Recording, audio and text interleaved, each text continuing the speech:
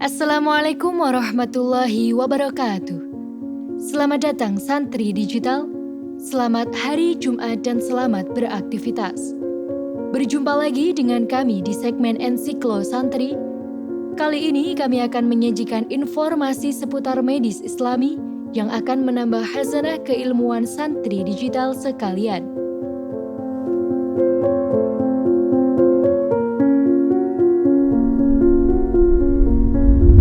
Dalam Kamus Al-Marbawi, kata tahnik secara bahasa berarti langit-langit dalam mulut. Secara istilah, tahnik adalah mengunyah sebuah kurma dan digosokkan ke langit-langit mulut seorang bayi yang baru lahir. Tahnik ini merupakan amalan sunnah yang telah dicontohkan oleh Rasulullah SAW. Hadis-hadis yang terkait dengan ajaran tahnik antara lain diriwayatkan oleh Al-Bukhari dan Muslim. Dari Abu Musa al-Asy'ari, ia bercerita, "Wulidali ghulamun, fa'ataitu bihin Nabi sallallahu alaihi wasallam, fasammahu Ibrahima, fahannakahu bitamrah, wa da'alahu bil barakah, wa dafa'ahu ilayya." Begitu anakku lahir, aku langsung membawanya kepada Rasulullah sallallahu alaihi wasallam.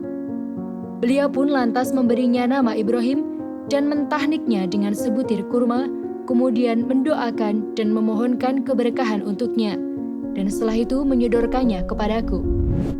Islam memberikan perhatian yang sangat besar terhadap anak dan ibu di seluruh fase perkembangannya. Perhatian Islam terhadap ibu dan anak ini tidak tertandingi oleh konsep perlindungan anak dan ibu yang diajukan oleh organisasi-organisasi wanita dan hak asasi manusia di Amerika maupun Badan Kesehatan Dunia. Perhatian Islam terhadap anak tidak hanya dimulai sejak ia lahir, akan tetapi sudah dimulai sejak ada keinginan untuk menikah. Jauh-jauh hari Rasulullah SAW sudah memerintahkan agar memilih calon pasangan yang saleh atau salehah.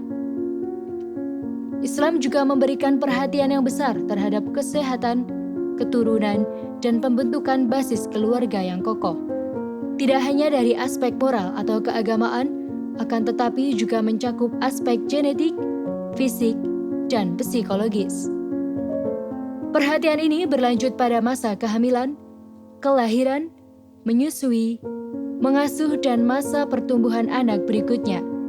Salah satu perhatian tersebut berwujud ajaran tahnik, yaitu mengusap-usapkan mamahan kurma atau bahan-bahan manisan lain jika memang tidak ada ke mulut bayi yang baru lahir, sambil meratakannya ke seluruh pelosok mulut. Kadar gula glukosa dalam darah bayi yang baru lahir sangatlah rendah.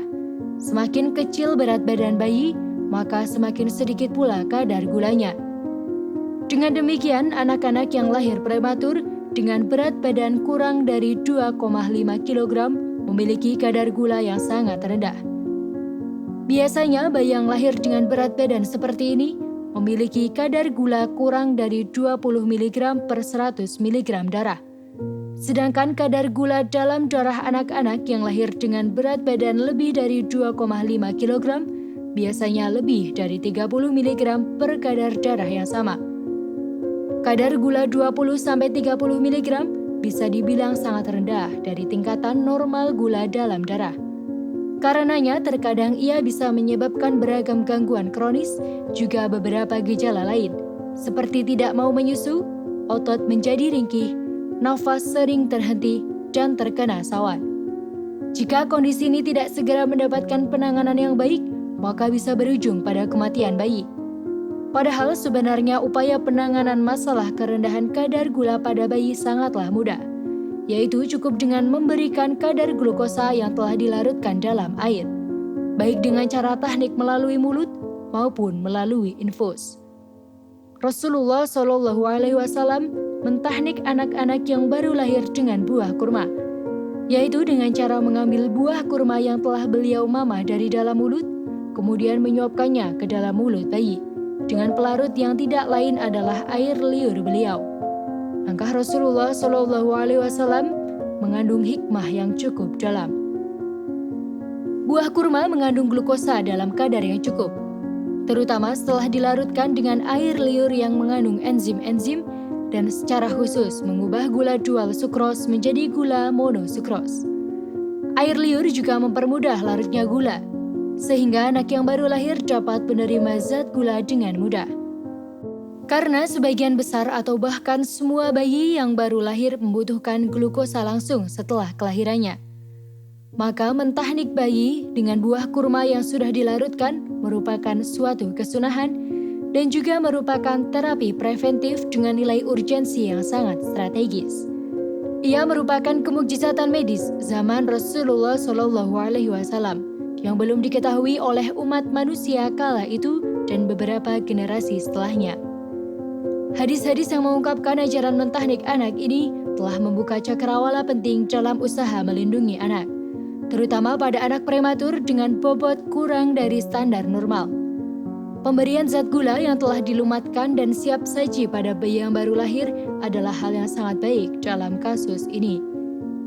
Dengan demikian, hal ini sekaligus menjelaskan kemukjizatan dalam dunia pengobatan yang belum pernah dikenal pada zaman Rasulullah SAW ataupun beberapa generasi setelahnya. Bagaimana santri digital? Menarik bukan? Semoga informasi kali ini bermanfaat untuk kalian dan jangan lupa saksikan video selanjutnya. Wassalamualaikum warahmatullahi wabarakatuh.